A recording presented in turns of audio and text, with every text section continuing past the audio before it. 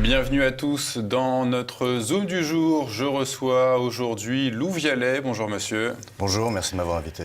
Lou Vialet pour parler du franc CFA. Vous êtes diplômé en droit public, histoire et lettres. Vous êtes spécialiste de l'économie politique de l'Afrique, fondateur du blog Questions africaines. Et donc, je le disais, vous publiez cet ouvrage, La fin du franc CFA, chez VA Éditions, avec une caricature haute en couleur que les téléspectateurs intéressés par le sujet pourront découvrir s'ils s'offrent cet ouvrage sur la boutique officielle de TV Liberté. Lou Vialet, la moitié des 15 pays utilisant le franc CFA avait prévu de le remplacer par l'éco dès juin dernier, mais le Covid a bouleversé cette perspective. Pourquoi avoir écrit ce livre? Pourquoi est-ce important?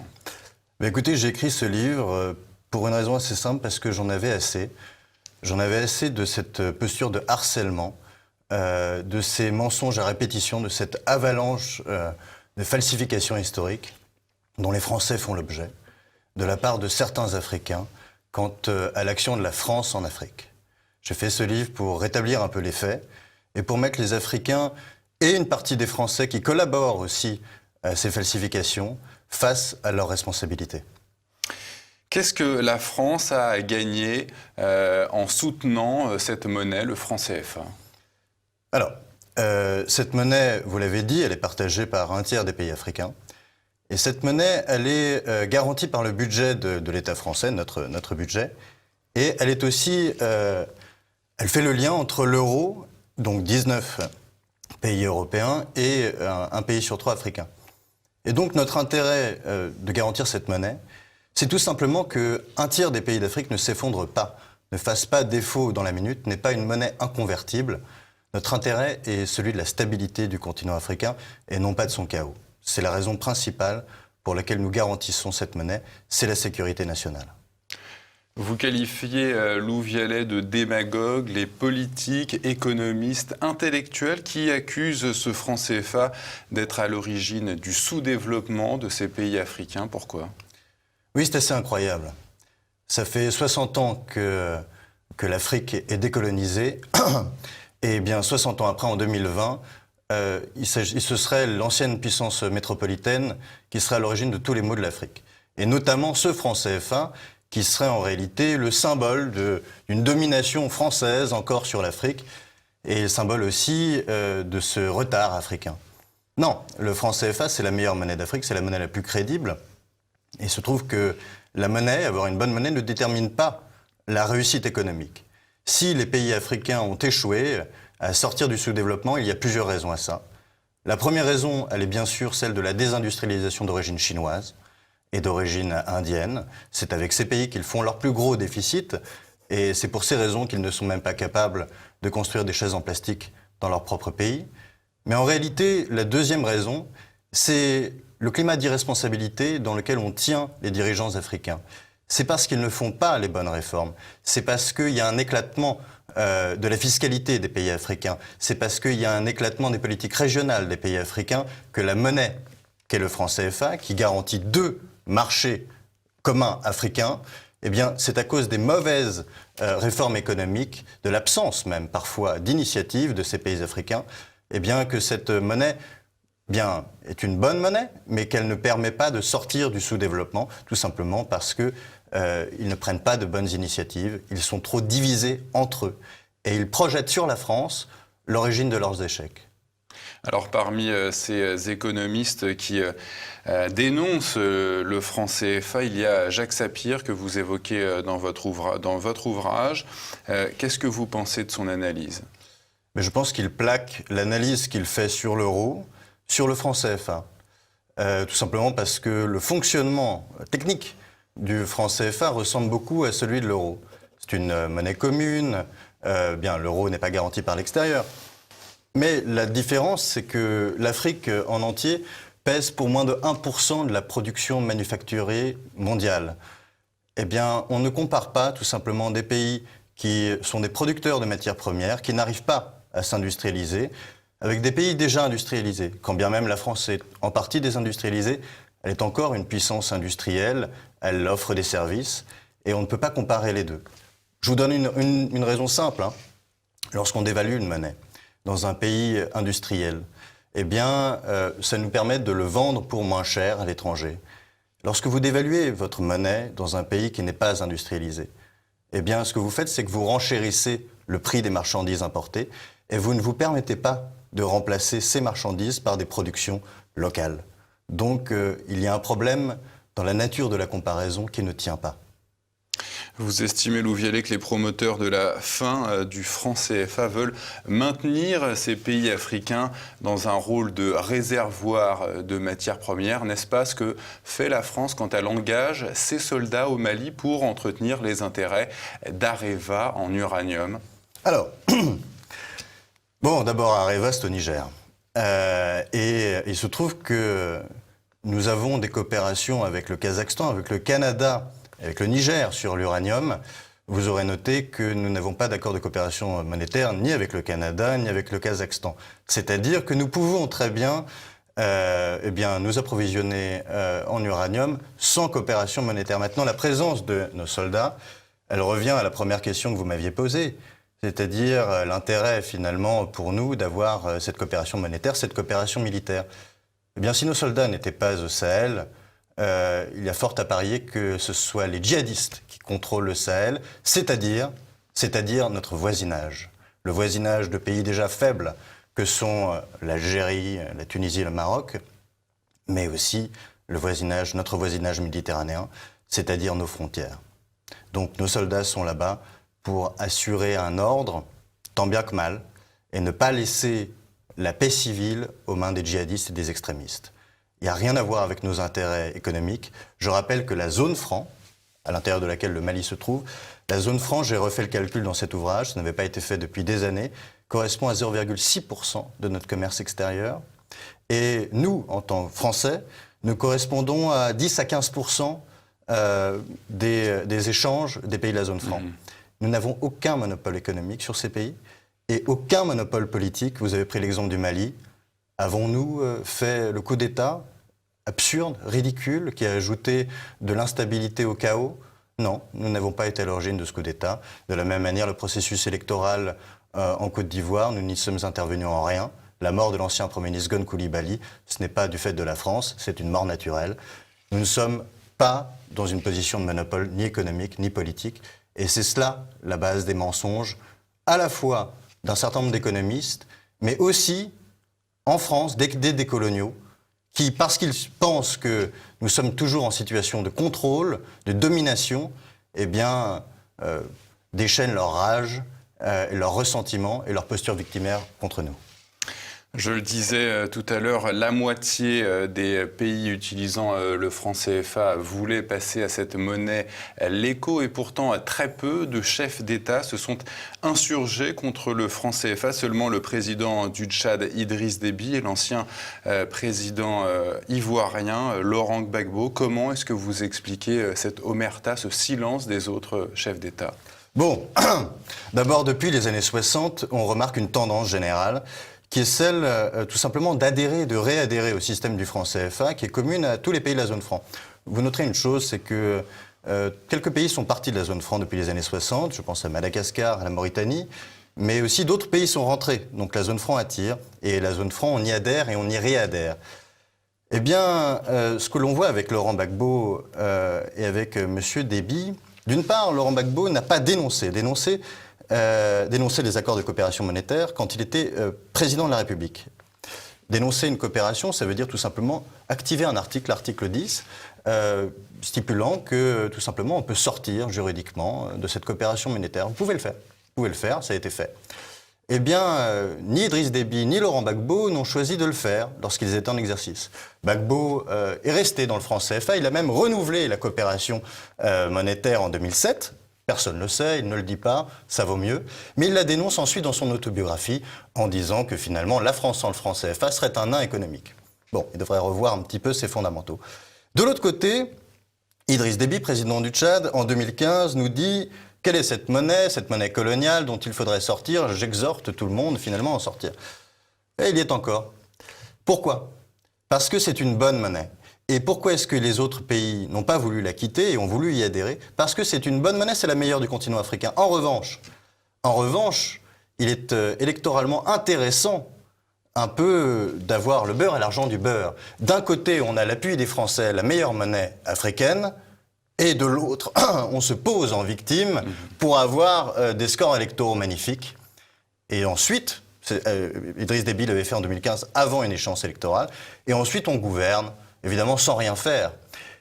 Alors, vous me direz pourquoi est-ce qu'on n'a pas expulsé ces pays? Puisque nous avons la possibilité, nous Français, nous Africains d'une certaine manière, dans cette alliance monétaire, tout simplement parce que c'est un chantage odieux. Si vous expulsez le Tchad, qui a critiqué cette coopération, eh bien vous perdez tout simplement un allié dans la lutte contre le djihadisme. Et vous affaiblissez un pays énormément. Vous rendez sa monnaie inconvertible.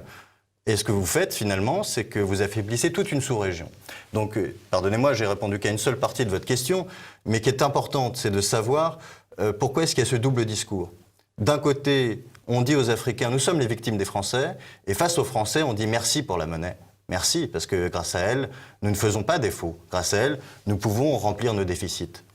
Donc, c'est un double discours. Et notre économie est à l'abri de l'inflation, contrairement à beaucoup d'autres monnaies africaines qui ont été victimes de beaucoup de crises inflationnistes. Mais je vois que vous avez lu mon livre. Bien sûr, c'est ce qui s'est passé par exemple au Nigeria, au Ghana, tout le temps en réalité. On dévalue en permanence les monnaies, on les ajuste en permanence. Tandis que nous avons la possibilité de protéger en réalité un pays sur trois de l'hyperinflation, c'est-à-dire d'une hyperviolence dans la société. Je vais souvent en Afrique. Figurez-vous que lorsque je vais en Côte d'Ivoire et aussi dans les petits quartiers, je vois quoi? Je vois des Ghanéens, je vois des Nigérians, je vois des gens de la Guinée-Conakry qui n'est pas dans la zone franc. Eh bien, c'est des gens qui vivent dans des sociétés ultra-violentes, mais aussi économiquement. Et qui se réfugient où?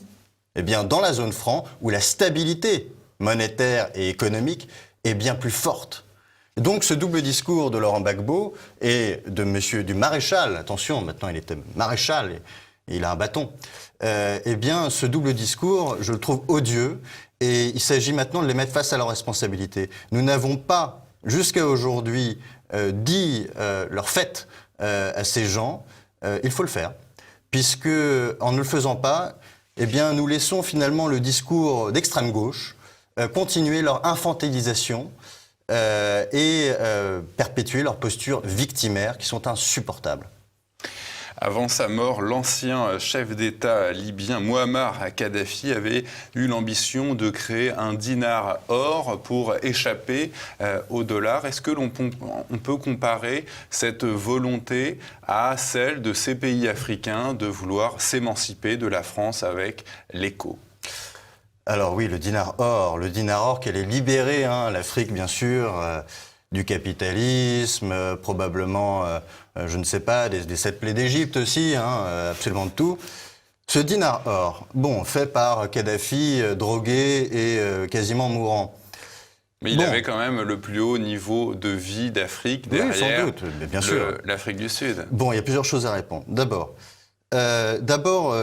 faire une monnaie internationale avec des économies de rente, une monnaie de crédibilité internationale avec des économies de pétrole ou agricoles seulement, c'est impossible. Une chose, une petite parenthèse, vous savez que la Russie dépend en grande partie du dollar. Par exemple, le rouble russe, il s'ajuste, il monte et il descend en fonction des variations du dollar. On aurait une fausse monnaie souveraine comme celle-ci. Et maintenant, une chose, c'est que pour faire une monnaie panafricaine, il faut des accords entre les présidents africains. Mais vous connaissez l'état des divisions politiques en Afrique ? Vous savez à quel point c'est impossible pour plusieurs pays en ce moment et depuis des années de s'entendre et de réussir à faire autre chose que des petites coopérations ? Non, en réalité, la monnaie panafricaine qui existe, c'est le franc CFA. Parce que, écoutez, depuis 60 ans, il n'y a eu aucune autre monnaie sur le continent africain qui a rassemblé autant d'États africains. Mouammar Kadhafi n'aurait jamais pu faire une monnaie qui réunisse tout le continent africain, puisque ça aurait supposé une unité politique qui n'existe pas. Dans toute sa sous-région, ils sont complètement divisés. Même la Libye, à son époque, c'était déjà assez compliqué à gérer. Donc imaginez gérer les 52, 53 États africains ensemble à travers une monnaie unique. à travers un marché unique pour accompagner cette monnaie. Eh bien, si déjà on échoue dans la zone franc, dans l'UEMOA, dans la CEMAC, avec des monnaies communes, si on échoue à faire des politiques fiscales communes, des politiques régionales communes, des politiques commerciales communes, comment voulez-vous le faire à l'échelle du continent ? C'est un vaste mensonge qui est encore une fois relayé par l'extrême gauche. Et que souvent à droite, eh bien, par paresse, ou alors... C'est le cas du Front National, dont la présidente souhaitait la fin du franc CFA. Écoutez, vous avez noté que tous les candidats à la présidentielle de 2017, notamment, sur ces questions, ont été soit timorés, soit ont rejoint les positions de l'extrême gauche. Moi, j'ai pas d'ennemis à droite. Donc, je ne dénoncerai ni les uns ni les autres. En revanche, ce que je note, c'est une grande lâcheté. Pour certains, il y a une tentation, la tentation de l'angélisme, la tentation du tiers-mondisme, la tentation de penser les rapports de force en oubliant que les rapports de force existent finalement, et en se disant que les gros, que les pays puissants sont redevables finalement aux pays pauvres, et qu'ils devraient, ils ont une sorte quelque part de responsabilité envers eux, et qu'ils devraient finalement les assister toute leur vie. Mais cette posture un peu souverainiste tiers-mondiste, je la récuse, mais je la récuse autant que, mais que certains droitards romantiques, pour qui il n'existe rien à l'étranger, mis à part des autocrates un peu exotiques, et pour qui, l'Afrique, c'est un lot de problèmes dont on ne s'intéresse pas. Bien écoutez, non. Si on ne s'intéresse pas à l'Afrique, l'Afrique s'intéressera à vous. L'Afrique, c'est le continent le plus proche du nôtre. Et si l'Afrique est dans un désordre monumental, si nous ne voulons pas subir les conséquences de ce désastre, il va falloir s'y intéresser. Et notamment, il va falloir maîtriser ces questions. C'est pour ça que j'ai écrit ce livre. L'historien Bernard Lugan, que l'on accueille souvent sur le plateau de TV Liberté, lui aussi s'oppose à la fin, et pour la fin de ce franc CFA. Quelle est la faille de son analyse selon vous ? Écoutez, j'ai pas du tout envie de polémiquer avec un grand historien comme Monsieur Lugan. Je ne suis moi-même pas historien et j'ai énormément de respect pour son travail. Il a dit des choses très justes. Il a rappelé que la zone franc ne comptait pour rien, pour ainsi dire, dans le commerce extérieur français.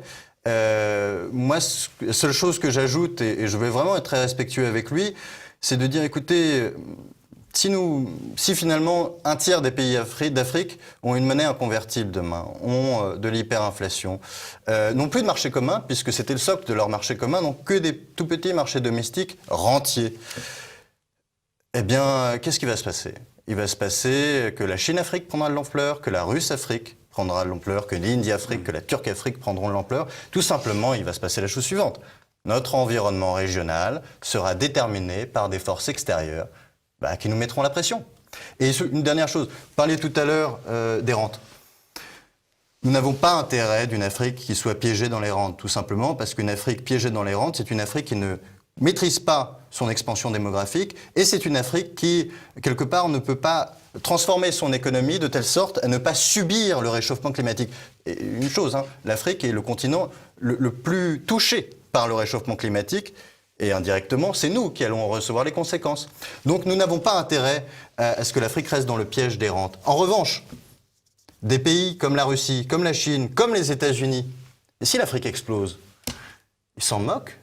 Ça ne leur fait rien, leur sécurité nationale n'en sera jamais touchée. Ça n'a aucun sens pour eux. Si l'Amérique du Sud explose, eh bien ça intéresse les États-Unis. Si l'Afrique explose, ça n'a aucun sens pour eux. Et donc ils ont tout intérêt, d'ailleurs beaucoup de documents le prouvent, et notamment c'est la stratégie des Chinois, eh bien ils ont tout intérêt à continuer de puiser dans ce continent comme on le ferait dans un réservoir de matières premières. Et on le voit bien dans les rapports commerciaux. Les plus grands déficits que font les pays africains, ce ne sont pas avec nous. Nous sommes à l'équilibre. C'est avec la Chine, c'est avec l'Inde, c'est avec les États-Unis aussi. Et donc si nous quittons la zone franc, comme le décrivait peut-être Lugan, eh bien il y a fort à parier que ces pays restent pour tout le siècle dans une économie de rente dirigée par les pays émergents et que nous ayons un pistolet sur la tempe, nous Européens, le pistolet de notre voisinage contrôlé par des puissances qui n'ont pas intérêt dans le développement de l'Afrique ni dans notre sécurité européenne. L'ECO, ce projet de nouvelle monnaie, quels seraient les avantages, quels sont les arguments que les Africains mettent en avant pour soutenir ce projet ? Alors l'éco, c'est un petit peu une entourloupe africaine. L'éco, à l'origine, c'est une question un peu complexe, un peu technique, donc je vais le faire très rapidement. L'éco, à l'origine, c'était le projet de tous les États d'Afrique de l'Ouest. La moitié des États d'Afrique de l'Ouest sont dans la zone franc. Eh bien, c'était le projet des États anglophones et des États francophones d'Afrique de l'Ouest. C'est un projet qui a 20-30 ans. C'était l'écho de la CEDEAO. Voilà. Et il se trouve que pour un peu taire la critique du franc CFA qui commençait à monter, à la fois en Europe et en Afrique, eh bien, le président ivoirien et le président français ont parlé de faire un écho, non pas à l'échelle des pays anglophones et francophones, mais à l'échelle seulement des pays francophones d'Afrique de l'Ouest. Ce qui a donc mis en rogne un petit peu les pays anglophones. Mais c'était une illusion. Il n'y avait aucune possibilité de faire une monnaie. Maintenant, le projet d'écho. Le projet d'écho, c'était quoi? C'était de retirer finalement toutes les conditions qui permettaient que la France garantisse le franc CFA. C'était finalement en fait une garantie de la France sans aucune contrepartie.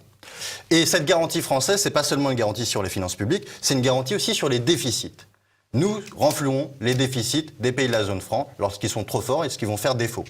Eh bien, l'écho, ce projet d'écho, c'était finalement tous les inconvénients sans les avantages, avec une posture où les États africains étaient complètement déresponsabilisés, pouvaient faire du déficit open bar, financé par qui?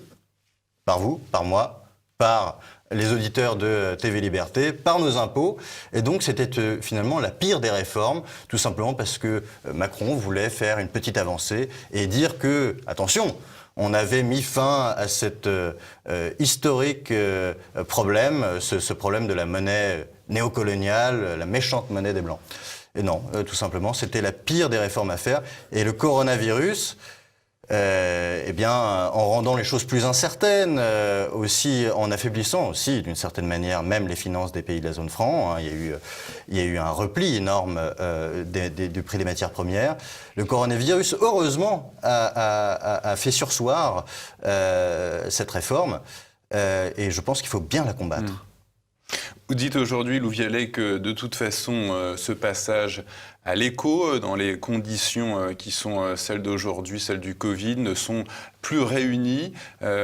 Pourtant, les croissances des pays africains tournent toujours autour de 2%. Non. Alors, la croissance des pays d'Afrique de l'Ouest, elle tourne autour de 7%. Mais c'est une croissance qu'on appelle appauvrissante, c'est-à-dire c'est la croissance, puisque ces pays ont refusé pour beaucoup, certains ont été empêchés à cause de la désindustrialisation chinoise, mais pour beaucoup, ils ont refusé aussi de faire une union fiscale, une union régionale, etc. Eh bien, ce sont toujours des pays qui sont producteurs de matières premières seulement, avec un peu de services, mais pas d'industrie. Et donc, ou alors des industries extractives pour les matières premières. Et donc, finalement, ce que nous avons, c'est l'embellie du cacao, c'est l'embellie voilà, du pétrole pour certains, c'est l'embellie du café. Bon, ça ne nourrit pas un peuple, hein, ça. Ça nourrit des élites, mais ça ne nourrit absolument pas un peuple. Vous voyez, les Ivoiriens... ça va pas bien. Donc, et dans toute la région, c'est catastrophique. Donc oui, il y a une embellie sur les prix des matières premières, ils en profitent. Ce qui montre bien d'ailleurs que bon, la monnaie qu'ils ont ne leur empêche pas hein, de faire des bons chiffres de croissance. Mais pour passer de cette croissance à une croissance plus riche, plus industrialisée, éventuellement respectueuse de l'environnement, pour ça, il faut des initiatives africaines qu'on attend encore. Loup Vialet, la fin du franc CFA, édité chez VA, Valeur Ajoutée, c'est le nom de cette maison d'édition. Merci Loup Vialet, je rappelle à nos téléspectateurs que vous pouvez trouver cet ouvrage sur la boutique officielle de TVL. Merci Loup Vialet. Merci à vous, merci beaucoup.